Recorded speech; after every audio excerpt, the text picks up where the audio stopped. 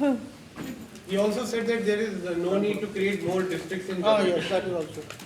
دیکھیے فاروق عبداللہ صاحب ہم کی بڑی عزت کرتے ہیں, ہمارے سب سے اس وقت ٹالسٹ لیڈر ہیں, سینئر ہیں.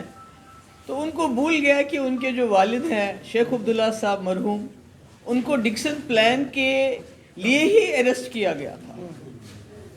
یہ نیشنل کانفرنس کا ایجنڈا ہو سکتا ہے, شیخ صاحب مرحوم کا ایجنڈا ہو سکتا ہے جس کے لیے ان کو اریسٹ کیا گیا, ڈسمس کیا گیا, جیل میں ڈالا گیا. مفتی محمد سعید صاحب کی پارٹی کا ایسا کوئی ایجنڈا نہیں ہو سکتا ہے.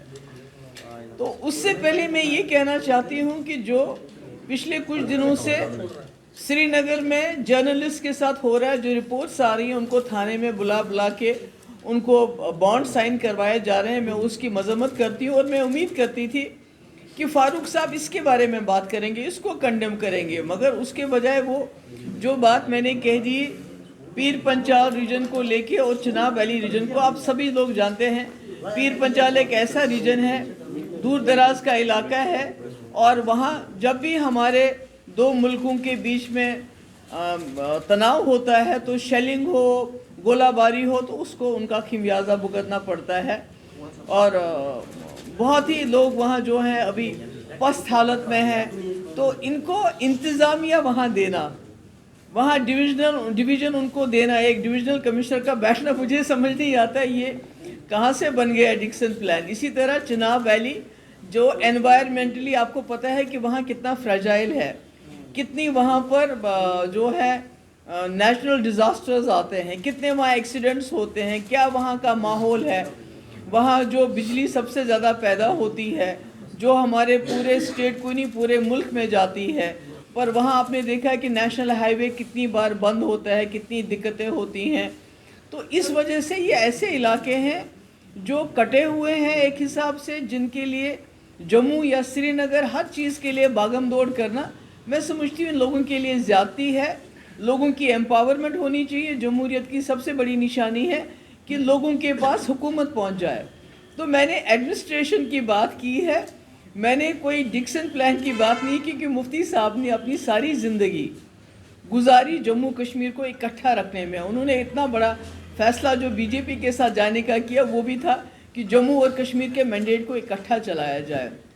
تو ایسے میں اگر فاروق صاحب ایسا کہتے ہیں, پر مجھے تو پہلے یہ بھی حیرانگی ہوتی ہے کہ بی جے پی نے پہلے اسٹیٹ کے 2 ٹکڑے کر دیے, اب ان کی لیڈر ٹرائیفرکیشن کی بات کرتی ہے, پر فاروق صاحب اس کے بارے میں کچھ نہیں بولتے ہیں, ان کی مخالفت نہیں کرتے ہیں.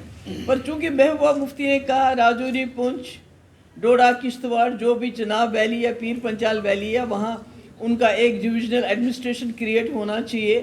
جہاں جہاں نئے ڈسٹرکٹس کی ضرورت ہے ان کو وہ ملنا چاہیے, تاکہ ان لوگوں کی جو زندگی کچھ آسان ہو جائے. تو اس میں فاروق صاحب کو غصہ آیا تو میں کیا کروں, صرف ان کو یہی گزارش کروں گی, آپ یاد کیجئے کہ آپ کے والد کو کس ڈکسن پلان کے لیے جیل میں ڈال دیا گیا تھا. تو آپ کو پتہ چلے گا کہ نیشنل کانفرنس کا کیا ایجنڈا ہے اور پی ڈی پی کا ایجنڈا رہا ہے مفتی صاحب کا, کہ جموں کشمیر کے یہ ایک دھیان بھٹکانے کی بھی بات کرتے ہیں. پی ڈی پی کا ایک ہی ایجنڈا ہے, جموں کشمیر میں عزت سے امن بحال ہو, جموں کشمیر میں بات چیت ہو آپس میں, اور مفتی صاحب نے کر کے بھی دکھایا واجپائی کے ٹائم میں. جموں کشمیر میں شانتی بحال کرنے کے لیے, امن بحال کرنے کے لیے پاکستان سے بھی بات ہوئی, راستے بھی کھلے, چاہے راولا کوٹ ہو, چاہے اڑی مظفر آباد ہو.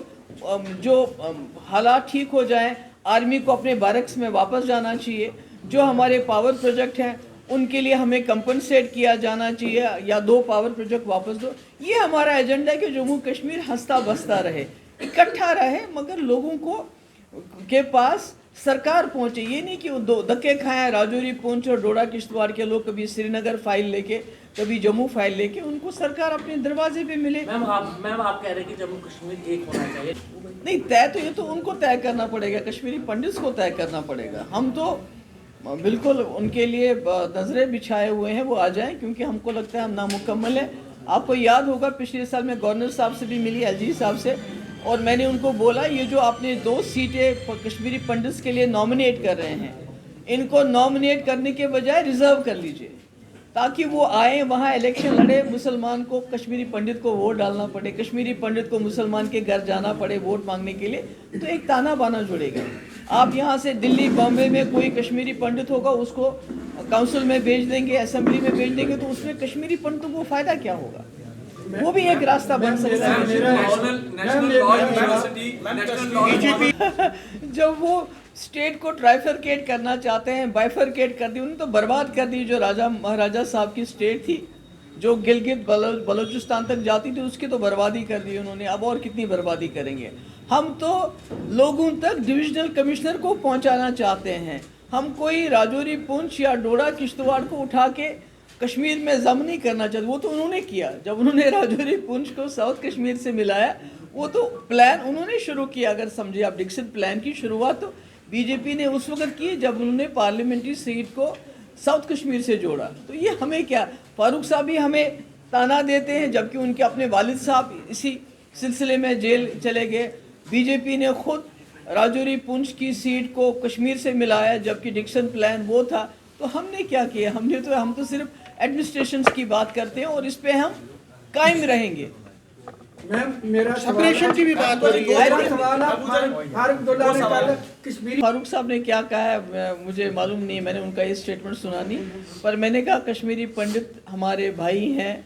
हम चाहते हैं कि वो इज़्ज़त से कश्मीर वापस आ जाएं और वहाँ बसें, हमारे साथ बसें, ताकि जम्मू कश्मीर मुकम्मल हो जाए। जम्मू कश्मीर कश्मीरी पंडितों के बगैर नामुकम्मल है। और मैं दोबारा रिपीट करूँगी, जो नॉमिनेशन की सीटें हैं वो उसके बजाय रिजर्व होना चाहिए, ताकि वो वहाँ आए, रहें, इलेक्शन लड़े, उससे उनका ताना बाना दोबारा जुड़े।